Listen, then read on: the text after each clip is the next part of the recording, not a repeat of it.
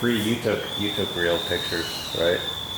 A few. My phone, my memory's full. You're out of battery. Are you out of battery? You want to? No, I'm out of memory. Oh. I need to delete 2 pictures of Luca. It's hard, I just can't do that there. Up to 4,000.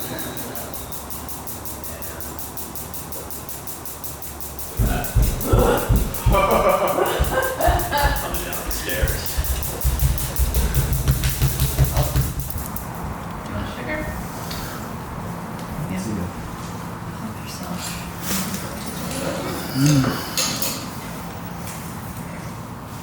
There's also these little. You know, Michael's gonna sit on the floor, so I'll put everything for him.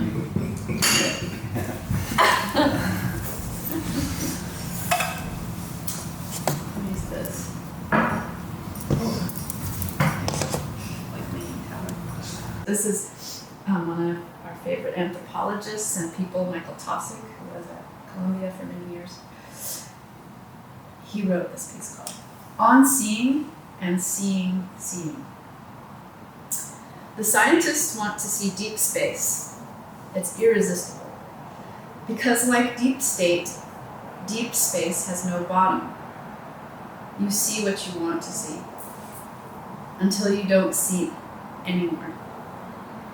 And all you see is seeing itself, like looking in a mirror. The scientists make instruments to see deep space. The artists see this space in what's at hand, like in a tea kettle. An instrument is a means to an end. To the artist, it's a symbol, highlighting deep space. In the here and now, such that the normal becomes abnormal, and vice versa.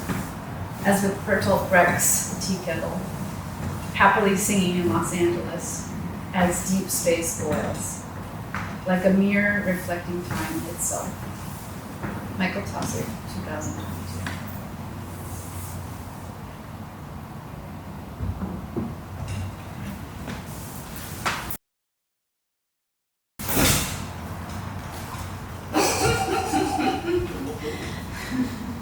Good save.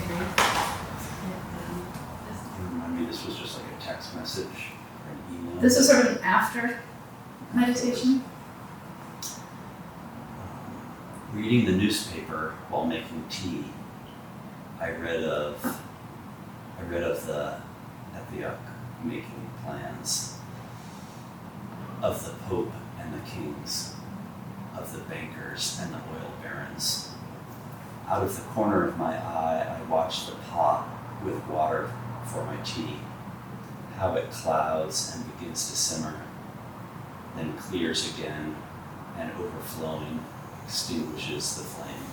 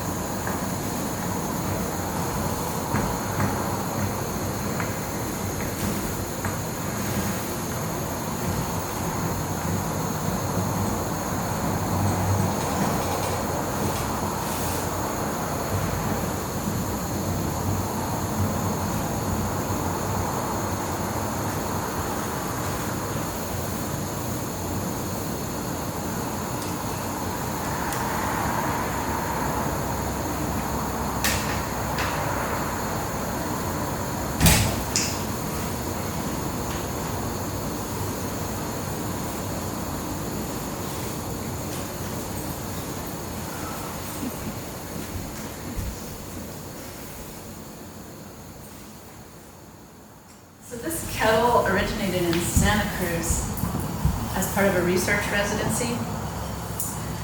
And then it went to Germany for an exhibition, and the curator interviewed us. And when we started this in Santa Cruz, the kettle was a scrappy version, and we were wandering around campus with it as a way to just meet people and connect. and we ran into an astronomer, and she got excited about what she was doing, which was working on the 30-meter telescope, which is the biggest telescope being built in the world, which was supposed to be placed on Mauna Kea where there's other observatories and scientific research. And I'll just read a little excerpt from this interview about that. And this is our other collaborator, Lotte Remken, who's Belgian, who worked on this with us.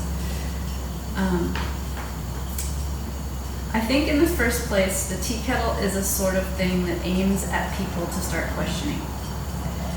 If the tripod with the tea kettle arrives somewhere, the first question is, what is this? And maybe one can say the tea kettle is questioning the way we see our world.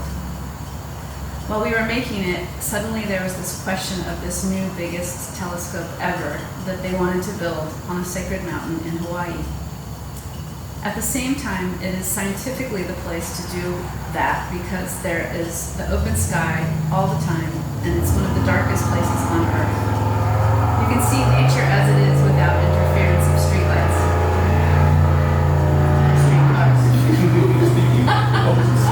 Or both. That's a Labor Day sound. So there's this experience of nature, but at the same time, there is an experience of something deeper, of the overwhelming sky we see at night. But then there's this overwhelming seeing we see through religion, because it's a sacred mountain. So it is a religious place where we can see differently, but it's also a scientific place where we can see in a different way. So what we have is three kinds of different ways that intermingle there at that point, and it creates tension between seeing in a natural way, seeing in a religious way, and seeing in a scientific way. So there is another level of questioning going on that starts with this tripod, that comes with this tea kettle, that makes tea and creates a moment of questioning. Let's sit together, drink tea, and ask questions.